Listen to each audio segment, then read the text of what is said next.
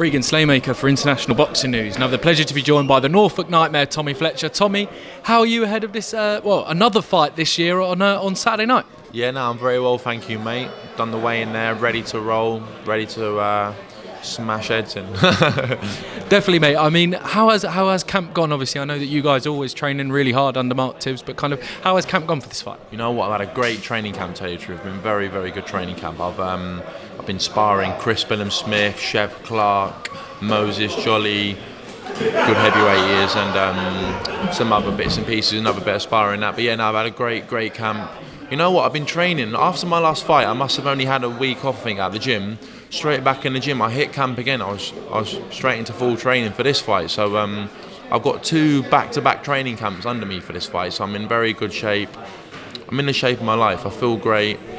I'm ready to do the business, mate. Because you know what? You only get one go at this sport, and I'm training hard. I really want to push on. I really want to win titles I really want to win titles in this sport, and I want to do the best I can. I want to make the most money as I can. I want to do well, so I feel good, mate, and I'm ready to roll. Definitely, mate. Glad to hear it. Let's touch on that jumping in camp after camp. Are you the type of fighter like? Obviously, we see a lot of fighters kind of take that time off, they kind of recharge, and then they go back into it. Are you definitely a fighter who kind of has to have that tunnel vision going, no, I'm a boxer, I need to be back in the gym? Yeah, I think a couple of my early fights had a few weeks off and that, but then now I'm maturing as a person and a man, I realise I need to, you can't have long out of the gym. When you're a young prospect, you got to be hungry to fight. You got to be hungry to level up and keep fighting and knock these people out, man. Definitely, like, obviously, second fight of 2024 already. I mean, we're still so early on. I mean, is it definitely the aim to kind of have 4 or 5 fights and sprinkle in some titles in the rest of 2024? Yeah, sprinkle a bit of titles in, bit of season, you know what I mean? Yeah, no, that's funny. Yeah, keep leveling up. This is my last 6th round, I believe, and I want to move on to 8 rounders. And then if you can do 6, you can do 8. If you can do 8, you can do 10. That's how it goes, isn't it? They say you do 10, you can do 12. So I'm ready for anyone and anything. So I want to get some belts. I want to win some titles. But I'm in no rush. I'm only 22 years old, but I'm ready to roll when they are. You definitely are. I mean, and I'll talk to a certain member of S-Jam to try and secure those titles for you as well, mate. What's it? And then we'll touch on that sparring. I mean, you've sparred the likes of Chev Clarke. I mean, Chris Billam-Smith for this camp. I mean, sparring those names must give you a lot of confidence. I mean, because those guys are at the top of the cruiserweight division. I know Chev's only been ordered for the British, but I think he's a bit higher than that level. But how does it give you confidence sparring the likes of those names? Yeah, no, definitely. It's given me some great confidence. Like, not even just for this fight, as a showing as a fighter as myself, because if I can mix it with them boys, you know what I mean, I gave good accounts to myself for all sparring, always spar well, but against these high level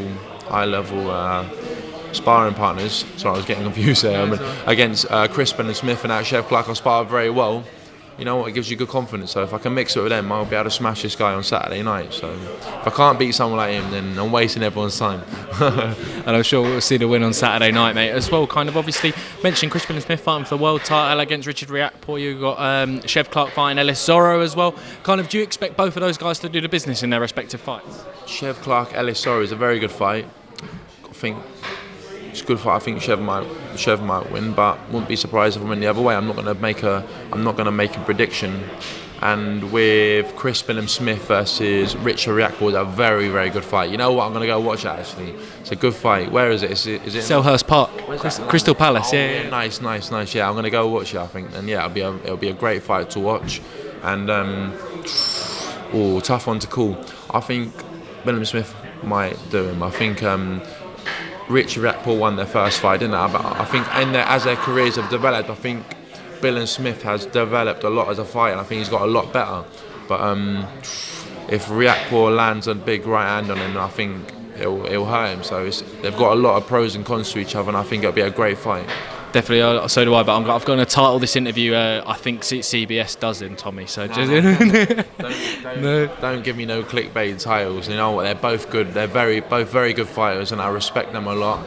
and they're good to look at as inspiration. Hopefully I'll be at their level one day. So I respect them a lot as fighters. For sure, and you know that I'd never clickbait you, Tommy, obviously. Tommy, that was my final one, mate. Do you kind of have any final words for the Norfolk Massive heading down to York Hall Saturday night? Norfolk Massive, you always say that every time, but no, shout out to all my sponsors, Oliver Harris, OCAP, Dane DeBassi, all my sponsors, every single one, Paul Stannard, you name them. They're a big part of my team. Without them, I wouldn't even be here today. I wouldn't be able to train, I wouldn't be able to fight. So shout out to all my team, all my sponsors.